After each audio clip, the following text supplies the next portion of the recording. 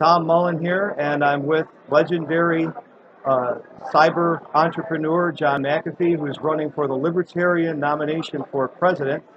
John, thanks for joining me. You're a newcomer to the party. Initially considered running with the Cyber Party. Why should you be the Libertarian nominee this year?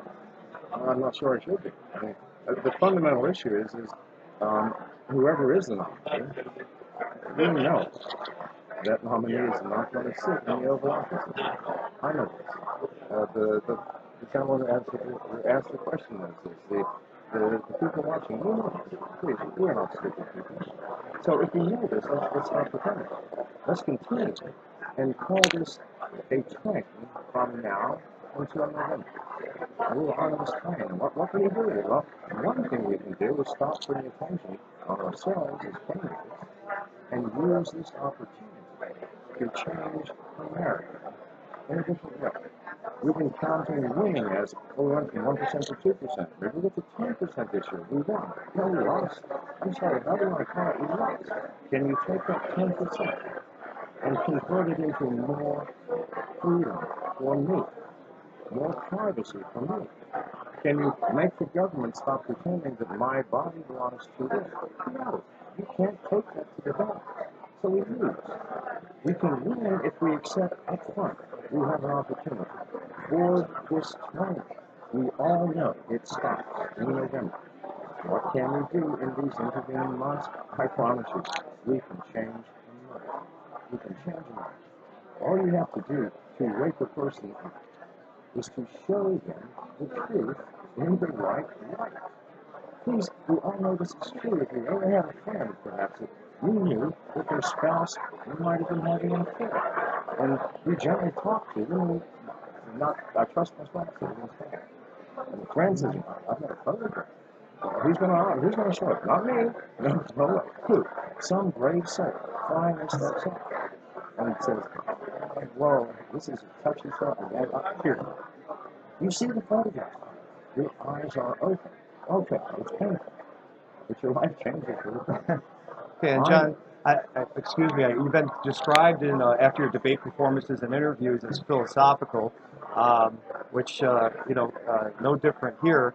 One could say that Rand Paul ran a rather philosophical, cerebral campaign with a libertarian message, and he got clobbered because angry voters want a street fight this year. Now, when you do get in the general election, are you ready for a street fight? And what do you do with a guy like Donald Trump, who's going to make fun of your hair, believe it or not? My wife likes my hair, and he can say what he wants. I'm not. I think you win that fight, by the way. I think I win that fight. So, well, here's the issue. Am I ready for a street fight? My life has been a street fight. And people call me philosophical.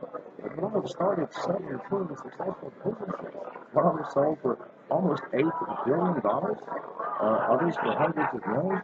I mean, it takes more than philosophy to do that.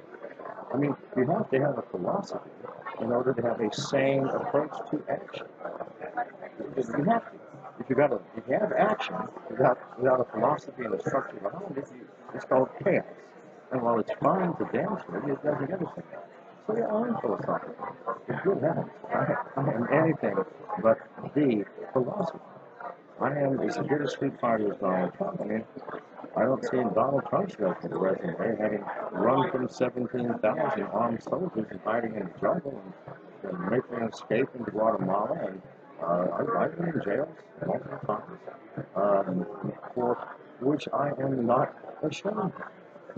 Because in every time I was doing something I believed was right. So, I don't know. I think Donald Trump's background is mostly a street fighter from a sitting chair in an office. He might have difficulty with a person who fights for real.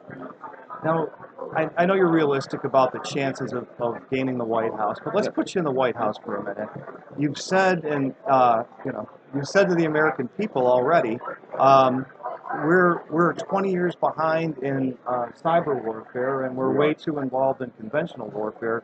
Conventional warfare first. The powers of the presidency are limited, but you would have the power to order all our troops home from Korea, Germany, Absolutely. Japan. Absolutely. How far down that road would you go? I would bring all the troops up.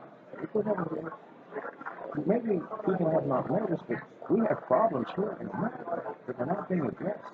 We're trying to solve the rest of the world's problems with military aid and devices. Please, is this rational? It's not. It's not. But we don't have to be in the White House to order our troops home. Understand this. Understand this. The concept of shame applied to our government officials is a powerful concept. Congressmen and senators are only afraid of one thing, being voted out, and someone else voted in.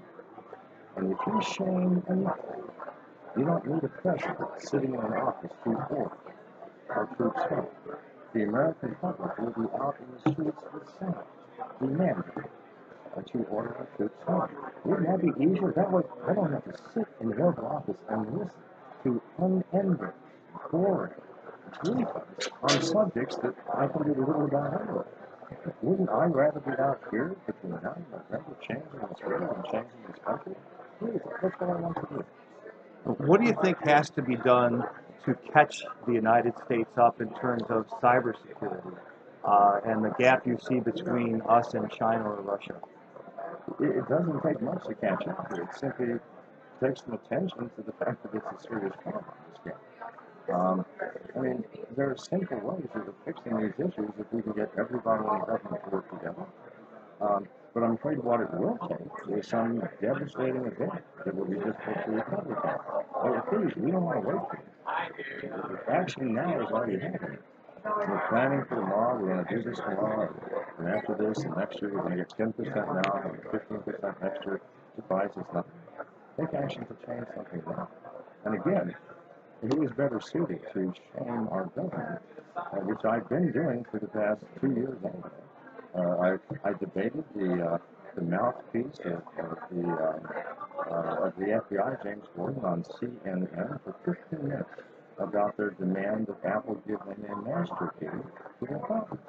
At the end, because he was unprepared for the tact that we took, or I took, he said, oh, okay, well, maybe we can work together. Because before, it's easy to shame people if you have the truth on your side and the appropriate flashlight that you can shine on that truth. I'm a master.